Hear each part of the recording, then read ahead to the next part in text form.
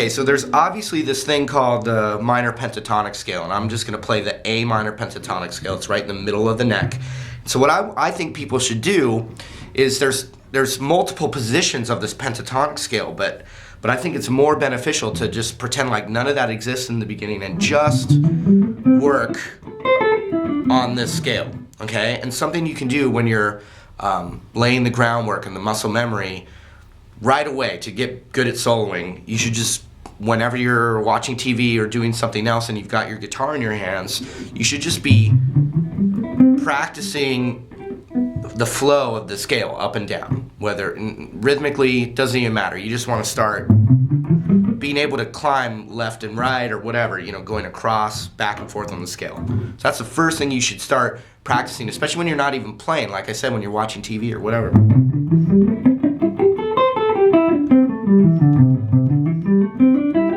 And if you could eventually start to alternate every note you pick, that would be the next step. However, if you can't really do that yet, just do downstrokes.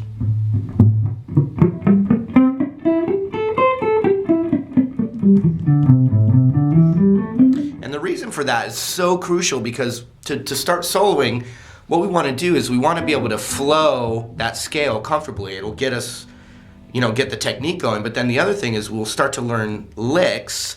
You can just learn one lick at a time, but then use the climbing of the scale and climbing down of the scale to connect those licks together, and then you're soloing. So, like, here's just a really simple lick, you know. A lot of my guys were all doing this bend, so we'll do that. Ring finger on the 7th fret of the G string.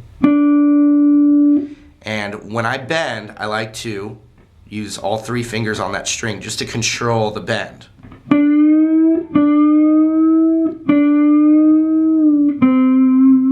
And I'm just resolving it to the 5th fret on the same string. So that's one lick, right? So practicing the scale up and down will enable you to extend those things out. So you got this little bend lick, right? What you can start to do immediately is connect those little licks you learn with just that scale that you've been practicing up and down. Here's an example. Here's the lick. Okay? So what you can start to practice, especially over like a backing track, you know, if you had any kind of thing, you know, jam track. In fact, also there'll be a link down there for some free jam tracks. So you can go, instead of just, and that's like the only thing you know how to solo, you could go.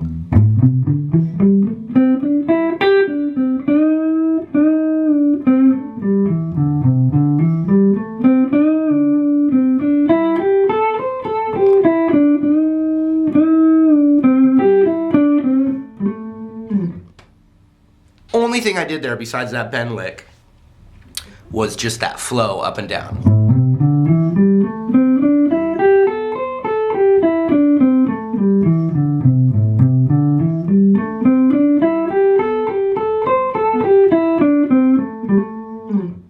So that's one lick. Let's do another lick. We'll do this. Just that long one right here. And I was just going 8, 8, 8, 5 with a little nudge, but not bending it too much, just a little.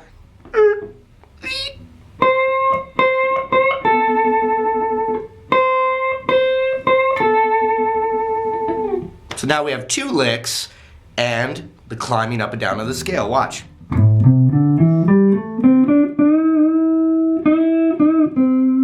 Once I did that bend lick, I could climb up the scale farther.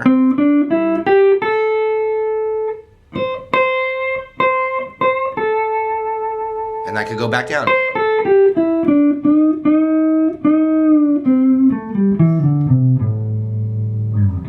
So then you have a 3rd lick, which I've taught that lick. It's just kind of a, you know, standard lick there, but. So we went 7, 5, 7 on the G string,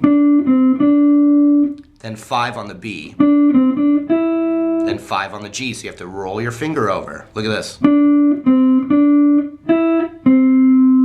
Then to the 7 on the D. So That's more complicated than what we had. So 3 licks and the scale running up and down. Lick 1,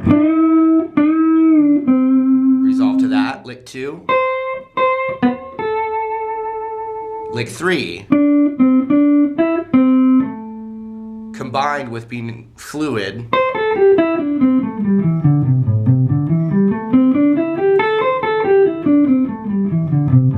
Or alternate.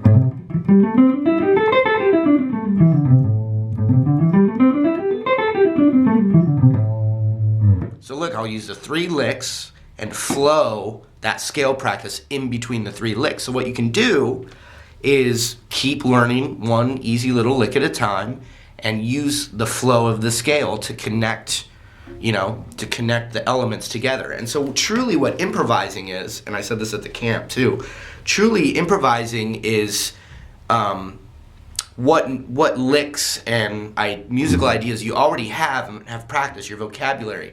The improvising is which ones you're throwing in where and how you're going to connect them together and how you're choosing to throw those licks out that you already have in your vocabulary. Okay, so here I go. And no backing track, I'm just going to show those 3 licks combined with flowing the scale up and down. And we haven't done an extension, we haven't learned 5 positions of the pentatonic, nothing.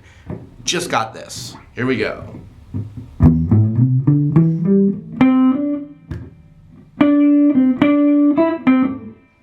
The thing is, empty space is great when you're soloing over stuff. You don't want to just have continuous sound coming out.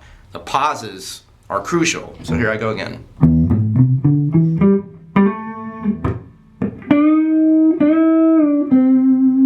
I'll repeat it. Up the scale.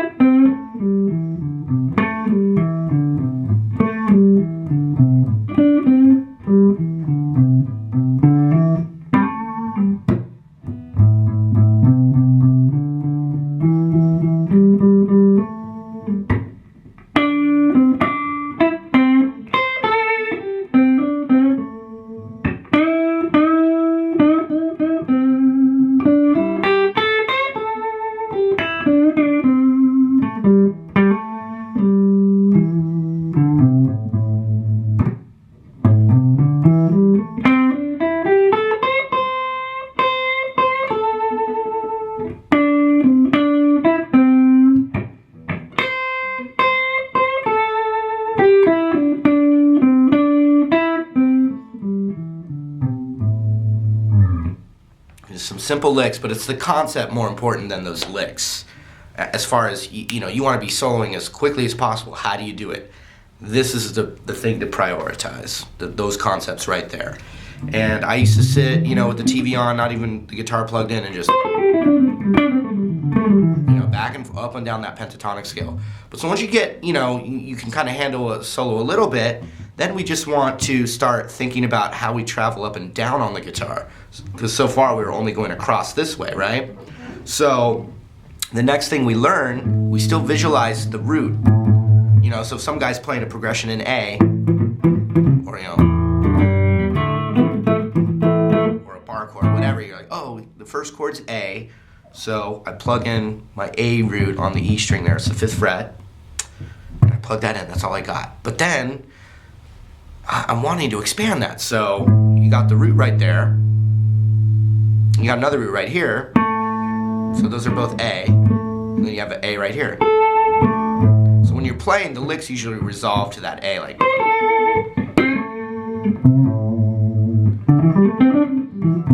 You hear that root, and it's like, oh, the phrase is over.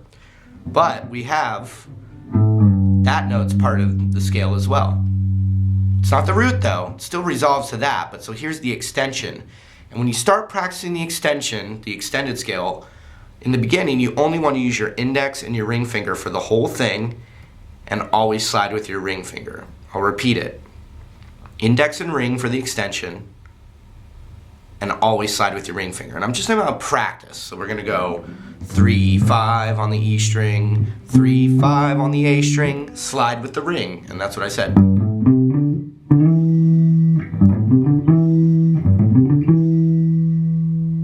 now you're in the scale. So we just went farther than what you could do. So we got 3, 5, 3, 5, slide. 5, 7 on the D, 5, 7 on the G, slide with the ring again. To the 9.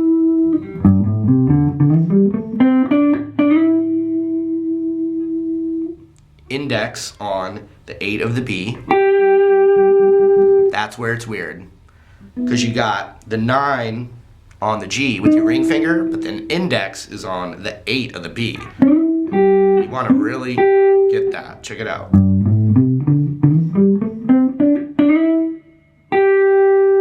Then you got right there 10 on the B, and then 8, 10 on the high E. And then on the way down, you're sliding with your ring finger still. Watch. So we got 10, 8, 10, 8, 9 on the G with the ring finger. Slide with the ring finger. When you get to the 7 on the A, slide with that. That's the root. Go down, but then resolve it on the root.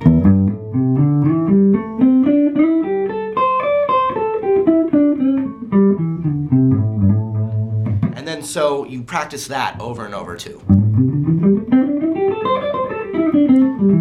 And so that's the same thing. It's like a freeway, and then you learn licks. You can learn some licks in this zone. We already started learning licks in the main position of it. Climb up, and then you have a whole set of licks there. And that would be the next thing to do, and then you just keep filling in and compartmentalize little things. Learn some licks today. Practice the scale up and down today. Practice the extension up and down today. But start in that zone. Don't learn a bunch of scales. I don't even think, if we're talking about just learning the solo, I don't think you should spend a lot of time practicing, like the major scale or the mode shapes if you can't play a blues solo yet. So we're talking about priorities, because if you get good with soloing in the blues and you've got some licks and you've been using your technique, then learning the major scale after that is going to be easier anyway. You don't want to work too much on just trying to memorize too many scale shapes and all that, okay? So now I'll just end it with playing with that extension and just using that pentatonic extension and the pentatonic shape.